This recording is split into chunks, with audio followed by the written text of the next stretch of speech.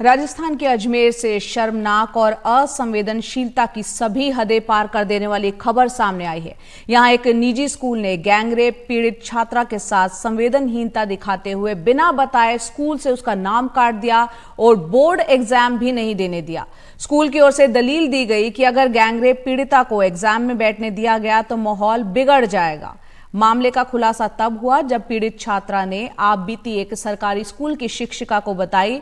शिक्षिका ने child line helpline number 1098 पर संपर्क कर पूरी घटना के बारे में बताया। बाल कल्याण समिति की अध्यक्ष अंजलि शर्मा ने पीड़ित छात्रा को अपने कार्यालय बुलाकर पीड़ित छात्रा के साथ हुई इस पूरी घटना की जानकारी ली। इस मामले में अब बाल कल्याण समिति ने जिला शिक्षा अधिकारी को पत्र लिखा है। जिला कलेक्टर को भी मामले से अवगत कराया गया है। उन्होंने बताया कि पीड़िता का साल खराब ना हो, इसको लेकर भी कोशिश की जा रही है। साथ ही बोर्ड की पूरक परीक्षा में बैठने की इजाजत लेने की भी कोशिश हो रही है। उन्होंने ये भी कहा कि उस स्कूल की मान्यता रद्द कराने की कोशिश की जाएगी। आपको बता दें कि इस छात्रा के साथ अक्टूबर 2023 में गैंगरेप की वारदात हुई थी। ऐसे में पहले से ही परेशान चल रही पीड़िता के सामने भविष्य को लेकर कई चुनौतियां खड़ी हो गई हैं।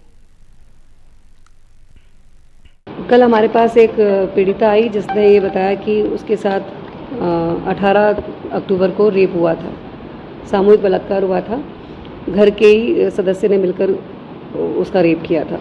उसी की उन्होंने एफआईआर भी, कंप्लेन भी करा दी। सारी चीज़ें हो गई थी, पॉक्सो में मुकदमा भी दर्ज हो गया था। बच्ची उसके 2 दिन बाद जब विद्यालय पहुंची तो विद्यालय में मना कर दिया गया उसे आने से, और उसके लिए बोला गया कि आप विद्यालय मत आइए, अभी थोड़े दिन का आप ब्रेक लीजिए, हमारा विद्यालय का माहौल ख़राब होगा।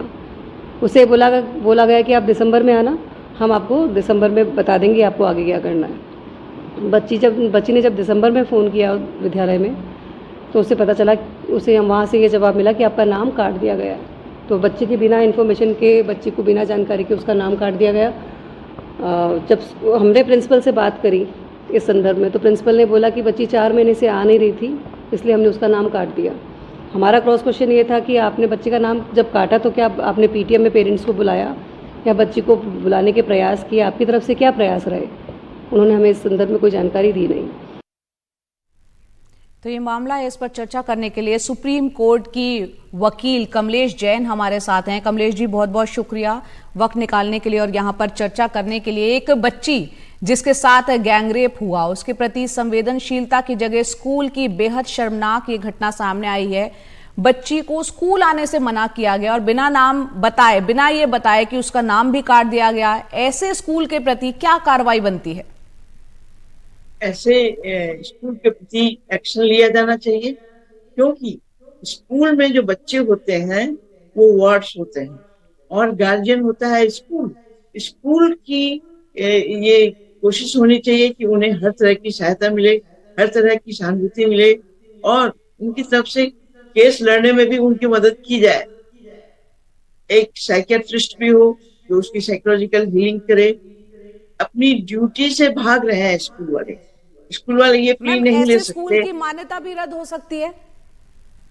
क्यों नहीं? उस तरह से लड़कियों के दिल में एक हादसा बैठाने की कोशिश, हदका बैठाने की कोशिश और उन्हें पूरी जिंदगी से मरहूम रखने की कोशिश कि आप पढ़ नहीं सकते, लिख नहीं सकते, एग्जाम नहीं दे सकते, कुछ कर नहीं सकते। मान लीजिए स्कूल एक घर है जिसमें गार्जियन, स्कूल के अभिभावक हैं, टीचर्स हैं, मैनेजमेंट हैं। तो यदि कोई घटना अपने घर की लड़की के साथ हो जाती है तो गार्जियंस उसको पूरी तरह से प्रोटेक्शन देते हैं, ताकि उसको घर से निकालकर उसको आत्महत्या करने पर मजबूर करते हैं। ये बहुत गलत है और स्कूल पर एक्शन लिया ही जाएगा।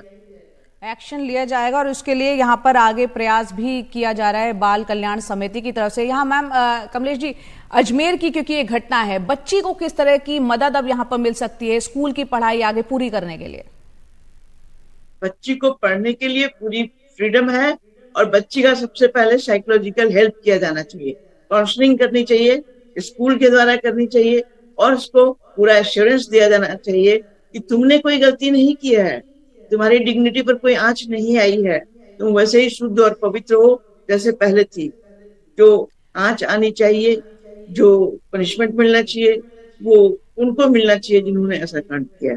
बिल्कुल कमलेश जी, यहाँ एक समाज में हमारी सोच में बदलाव की भी जरूरत है। स्कूल अगर ये कहता है कि माहौल खराब होगा, शिक्षा का मंदिर, वहां इस तरह की बात एक बच्ची को कही जाती है, तो समाज की सोच में भी बदलाव बेहद जरूरी है। समाज की सोच तो बदलेगी तब जब स्कूल की सोच बदली हुई हो। स्कूल तो शिक्षा के मंदिर हैं। यदि वहीं पर गलत शिक्षा है तो समाज पर क्या प्रभाव पड़ेगा? ये बहुत गलत है। मैं बताऊं, दिल्ली में 25 साल पहले ऐसी एक घटना हुई थी और उससे प्रताड़ित होकर के बच्ची ने आत्महत्या कर ली थी। उस स्कूल को दंड दिया गया था। अभी भी दंड देने की जरूरत है। लड़की अभी उस स्थिति में नहीं पहुंची है और उस स्थिति से बचाने की पूरी कोशिश और पूरी जिम्मेदारी स्कूल की है। जी बिल्कुल, पूरी जी। जिम्मेदारी स्कूल की है और बच्ची का भविष्य जो है, क्योंकि जिस तरह से उसको एग्जाम नहीं देने दिया गया, स्कूल से नाम काट दिया गया, स्कूल आने से रोका गया, एक बेहद संवेदनशील ये मामला है। और बाल कल्याण समिति की जो अध्यक्ष हैं अंजलि शर्मा इस मामले को आगे ले जा रही है और हर संभव प्रयास कर रही हैं कि किसी तरह बच्ची अपनी 12th का एग्जाम जो है वो भी आगे जाके दे पाए। बहुत बहुत शुक्रिया कमलेश जी हमसे जुड़ने के लिए और कानूनी पहलू पर रोशनी डालने के लिए।